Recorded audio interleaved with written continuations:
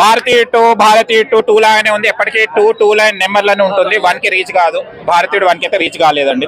అది ఇంకేమైనా ఉన్నాయా డౌట్స్ అంటే ఒక మూవీ ఎందుకు తీశారనేది నాకు ఒక డౌట్ ఉంది. ఆ డౌట్ క్లారిఫై చేసే వాళ్ళు ఎవరైనా ఉంటే చెప్పండి. మైక్ ఏంటండి? ఇంకా దానికి మించింది ఏమైనా ఉంటే చెప్పండి అంటున్నా.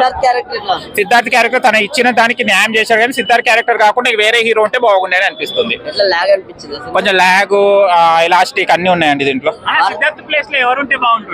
సూర్య గారు వీళ్ళు ఉంటే బాగుండేదండి. ఎందుకంటే మార్కెట్ ఉన్న హీరో, ఇంకా చాలా ఫ్యాన్స్ కూడా వచ్చేవాళ్ళు. సిద్ధార్థ్ కూడా నటించాడు, అది నేను చెప్తలేను. ఓకేనా? స్టోరీ బాగుంది. లేదండి, భారతీయుడు 1 అనేది కొత్తగా వచ్చినప్పుడు కొత్తగా ఉంటుంది. దాన్ని మళ్ళీ రిపీట్ చేసుకోవడం అని చేస్తే మాత్రం బాగోదు కదండి. అదే రిపీటెడ్ కొత్తగా వెళ్తే బాగుండే. దీనివల్ల శంకర్ కి గేమ్ చేంజర్ కి ఏమన్నా ఎఫెక్ట్ పడొచ్చా ఈ సినిమాతో? ఏమంత వాటి దేనికి దానికే ఉంటుంది, చూడాలి మళ్ళీ వెయిట్ అండ్ సీ. భారతీయుడు 2 లాగానే ఉంది. 2 నెంబర్ 2 దగ్గరనే ఉంటది, 1 నెంబర్ 1 దగ్గరనే ఉంటది. భారతీయుడు 1 చాలా బాగుంది. ఇది మాత్రం అంత ఎక్కలేదు అనిపిస్తుంది నాకు మాత్రం. చాలా మంది బాగుంది అంటున్నారు. చాలా మంది నచ్చలేదు, వాళ్ళ ఉద్దేశం వాళ్ళకు. నాకు భారతీయుడు 1 మైండ్ లో తిరుగుతుంది. భారతీయుడు 2 అంత ఎక్కలేదు.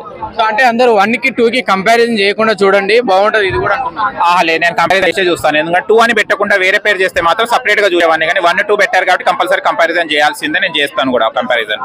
అది కాకపోతే కమల్ హాసన్ యాక్టింగ్ బాగుంది, సిద్ధార్థ్ గారి యాక్టింగ్ బాగుంది, కాజల్ అండ్ రకుల్ ప్రీత్ సింగ్ కూడా చాలా బాగా యాక్ట్ చేయడం, డైరెక్షన్ కూడా బాగుంది.